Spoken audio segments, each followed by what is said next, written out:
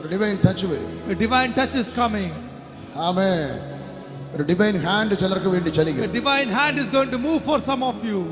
അവൻ തൊട്ടാൽ If he touches you, നീ ആള് മാറും. you will change. യെരമ്യാവിന്റെ നാവിനെ അവൻ തൊട്ടപ്പോൾ When it touched the tongue of Jeremiah, യെരമ്യാവിനോട് പറയുന്നുണ്ട്, ഇനി നീ ബാലൻ എന്ന് പറയരുത്. God said to Jeremiah, do not say that I am a child. അവനെ തൊട്ടത് നാവേല. God touched his tongue.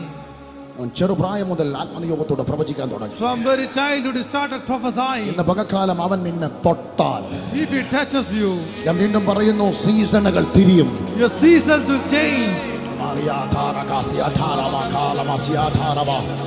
ചിലതിന്റെ സീസണുകൾ തിരിയും. Some of your seasons will change. പ്രാർത്ഥിക്കുന്നിട്ടും ഉപവസിച്ചിട്ടും ഹല്ലേലൂയ പരിശുദ്ധാത്മാവിൻ അനുഭവത്തിൽ വന്ന ഇത്രാമത്തെ തലമുറയായിട്ടും നിന്റെ കുടുംബത്തിന്റെ അകത്ത് ഇന്ന് വലിഞ്ഞു കയറി നിൽക്കുന്ന ചില വ്യാപാരങ്ങളുടെ മേൽ പരിശുദ്ധാത്മാവ് പറയുക, തീ കൊണ്ട് ഉത്തരമരുളുന്ന ദൈവം നിന്റെ കുടുംബത്തിന് വേണ്ടി ഇറങ്ങാൻ പോകുന്നു എന്ന് അങ്ങനെയുള്ള ചിലരോട് ആത്മാവ് ദൂത് പറയുന്നു. After praying and fasting, still troubles and problems, the God who answers through fire is going to come down for you.